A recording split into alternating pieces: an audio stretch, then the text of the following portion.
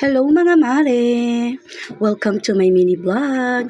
Yes, samahan niyo akong mag-organize ng aking mga pinag-grocery nitong nakaraang linggo. Uunahan ko na yung mga tumaas ang kilay dyan. Alam kong merong tumaas ang kilay bigla dyan.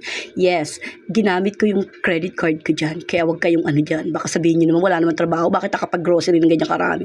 Hello, may credit card ako at may asawa ko. O diba, may imaginary basher ang lola mo. Eme.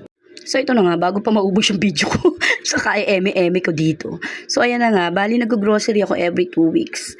Yung mga gino-grocery kong iba, yung mga wala dito sa Oseb o kaya sa Dali, sa Pure Gold o kaya sa Robinson ko siya binibili. Yes, ginagamit ko rin yung credit card ko dyan, huwag ka na tumaas ang kilay mo dyan.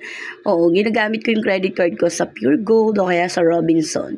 Tapos, mamimili ako nung mga talaga, yung mga araw-araw namin pangangailangan dito sa Oseb o kaya sa Dali. Actually, dadagdagan na ngayon, may Alphamart na rin. Yung Alphamart dito is 1,000 steps na lang.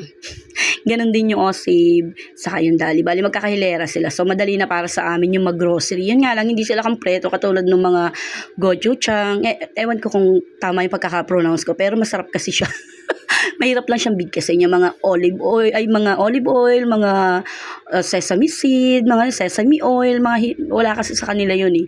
Tapos yung iba pa, yung ibang pangangailangan pa namin. Actually, lahat naman halos nandito na eh. Baka kainan nga nandito na eh. Wala ka nang hahanapin pang iba. Binilisan ko na, naiinip na ako. Ang tagal mag-assemble ito babae na to. Magligpit lang lalo, mag-organize lang nung pinamili niya. Tagal-tagal pa. Bali, yung mga nauubos naman dyan, yung mga yan, katulad yan yung choco, yung fresh milk, yung mga drinks na binibili ko kasi mga anak ko, wala naman ginawa yung kundi balik-balikan yan talaga. Yan ang unang nauubos. Tapos kadalasan na iiwan talaga dyan is mga dilata kasi hindi naman kami mahilig masyado sa dilata, lalo ako. Pag ako kumain ng dilata ngayon, sa susunod na linggo na uli yung kain ko. Mas mahilig kasi ako sa tuyo, saka sa itlog. Yun talaga, kahit araw-arawin mo ako, the best talaga para sa akin. Ay, hindi sila interesado. Wala silang pakialam kung ano gusto mong ulam. Huwag ka magkwento kung anong gusto mong ulam. Di sila interesado. Makita naman sa katawan mo na kahit anong pagkain, kakainin mo dahil. So, ayan ang mga mare, kompleto na. Good luck kung tumagal siya ng 2 weeks. Thank you mga mare for watching my vlog. And my next vlog. Bye-bye!